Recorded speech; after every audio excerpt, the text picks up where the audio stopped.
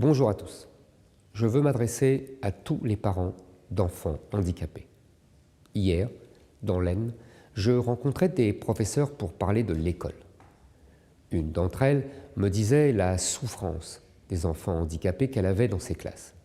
Je lui répondais que l'obsession de l'école dite inclusive leur faisait parfois beaucoup de mal lorsque l'enseignement n'était pas adapté pour eux. Ces propos ont été détournés. Certains politiciens sont allés jusqu'à faire croire que je voulais exclure les enfants handicapés des écoles ordinaires. Quel mensonge et quelle hypocrisie. Heureusement, vous êtes nombreux, chers parents d'élèves, à avoir compris mon propos parce que c'est précisément la vision que vous défendez depuis longtemps et encore plus nombreux à m'avoir apporté vos témoignages tout au long de la journée. À tous les autres, je veux parler directement. Je veux vous expliquer ma vision d'un problème grave et qui appelle des solutions intelligentes et généreuses, loin de toutes les hypocrisies du politiquement correct. Tout d'abord, si les enfants handicapés sont aussi maltraités par l'éducation nationale, c'est en grande partie à cause de l'idéologie égalitariste. C'est une idéologie hypocrite qui détourne l'égalité pour nier les cas particuliers, qui refuse de comprendre que chacun de vos enfants est unique et qu'il faut lui apporter la solution qui lui correspond. Vouloir tous les traiter de la même façon n'efface pas les inégalités. Cela les aggrave et peut même les rendre irréparables. Évidemment, dans certains cas, la scolarisation en milieu ordinaire est souhaitable.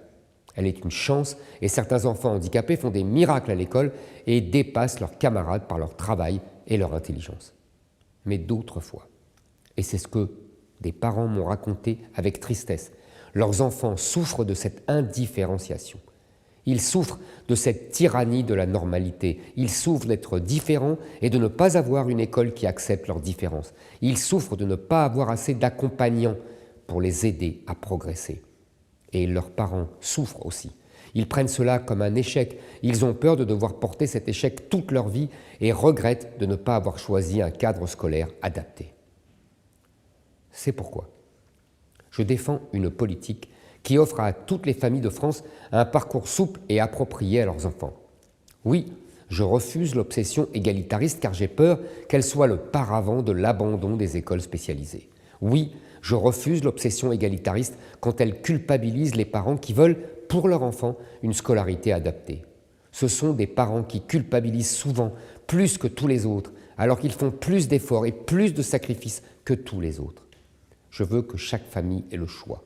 Et pour cela, je veux multiplier et renforcer les solutions alternatives à l'école afin d'offrir aux enfants un accueil digne de la mission universaliste de la France.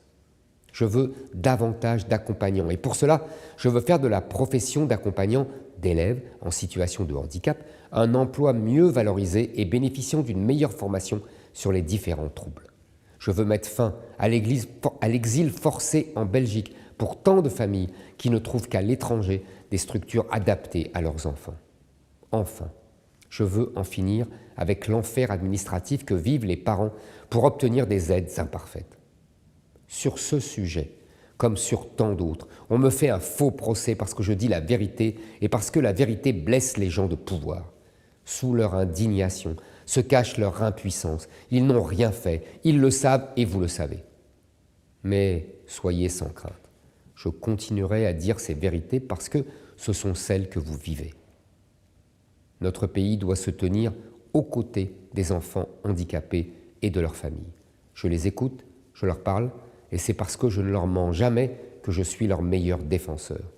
Les parents me disent que leurs enfants ont besoin d'être regardés, écoutés pour ce qu'ils sont, différents, uniques, irremplaçables, et non considérés comme des statistiques ou maltraités comme si leur handicap n'existait pas. Ils me disent que nous manquons gravement de centres spécialisés. Ils me disent que sous son masque de bienveillance hypocrite, l'égalitarisme est cruel et brutal. Ils me demandent d'en finir de toute urgence avec les mensonges des politiques. C'est ce que je fais. Ils comptent sur moi. Ils savent que je ne reculerai pas. Je conclurai en vous disant que j'aurais préféré soulever le sujet crucial du handicap des enfants autrement que par une polémique. Cette polémique, je ne l'ai pas voulue, mais si elle peut me permettre de placer le sujet du handicap au cœur de cette campagne présidentielle, alors l'occasion devait être saisie. Merci à vous.